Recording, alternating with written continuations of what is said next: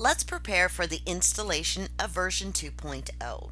Once you've removed the previous version and the SuperTech folder from your hard drive, you're ready to install your new version.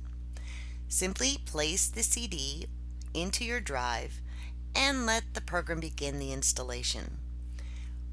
If you're asked to allow changes from Microsoft, please click Yes. That will bring you to the Install Shield and the Setup Wizard. To begin the installation, simply click Next. Agree to the user agreement. Enter any information here that you desire and click on Next and the installation will begin. Don't be alarmed if a window pops up showing the install of the driver for the dongle. It's recommended that you do not change the default directory. When you're ready to install, just simply click on the Install button. The program will go through the installation process and prompt you at the end to start your program.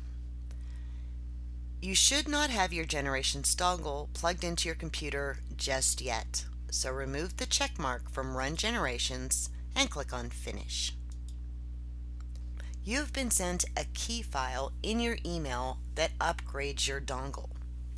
At this time, plug the Generations dongle into your computer and you should hear a chime.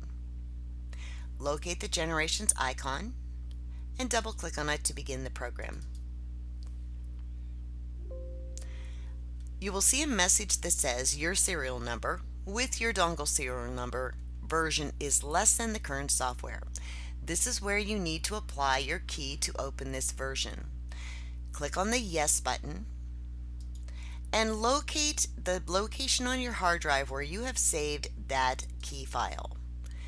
In my case, it's in my download folder. And if you have a lot of things in your folder, you may have to search for it, but will show up here as a key file. Once you locate your key file, just simply left click on it and click Open. This will apply the new key to your dongle and your dongle is now upgraded. Click OK and then open your Generations program. If you experience any issues on opening the Generations program, please reboot your computer and try again. If you continue to have issues, please check that your dongle is not plugged into a blue USB port. You can determine that by looking at the small post inside of the port. If your dongle is in a blue port, please move it to a black or gray port.